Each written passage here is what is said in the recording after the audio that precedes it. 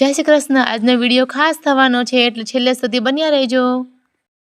આજે અહીંયા સરસ મોટું આયોજન કરેલ છે। બાપા સીતારામની 49મી પુણ્યતિથિ છે અને વિદ્યાર્થીઓ પણ આવી ગયા છે જમવા માટે। તો હવે આપણે અંદર જઈએ ચાલો અને જોઈએ કે કેવું કેવું છે। અને સ્કૂલવાળા જોડે મહેક પણ આવી ગઈ હતી। હું તો અચાનક જ જોઈ ગઈ એને। તો હવે બધા બેસી ગયા છે જમવા માટે। જો કેટલું સરસ અહીંયા આયોજન કરેલું છે અને અંદર ભજન કીર્તન ચાલુ છે। અને ખરેખર પુણ્યશાળી છે હડાળા ગામ, જ્યાં સારા સારા કાર્યો થોડા ને થોડા દિવસે ચાલુ જ હોય છે। સમૂહ લગ્ન હોય, ભજન કીર્તન હોય, સેવાના કાર્યો હોય અને આયોજન પણ બહુ સરસ મસ્ત વિશાળ કરેલું છે, વ્યવસ્થિત કરેલું છે।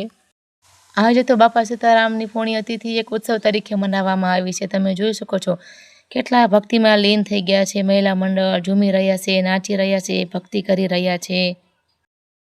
સ્કૂલવાળા તો જમીને જતા રહ્યા, હવે વારો છે હાઈસ્કૂલવાળાનો।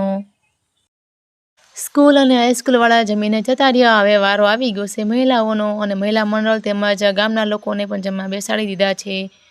તો આ વિડીયો તમને ગમ્યો હોય તો કમેન્ટ બોક્સમાં ચોક્કસ કહેજો કે કેવું આયોજન છે। હું પણ જમી લઉં ચાલો। જો આ સેવકો કેવા મસ્તીમાં સેવા કરી રહ્યા છે અને સામે હાથ ધોવાની, પાણી પીવાની વ્યવસ્થા છે। ચાલો ત્યારે હું પણ ઘરે જાઉં છું। આજનો વિડીયો તમને ગમ્યો હોય તો મારી ચેનલને લાઈક કરો, શેર કરો અને સબસ્ક્રાઈબ કરો।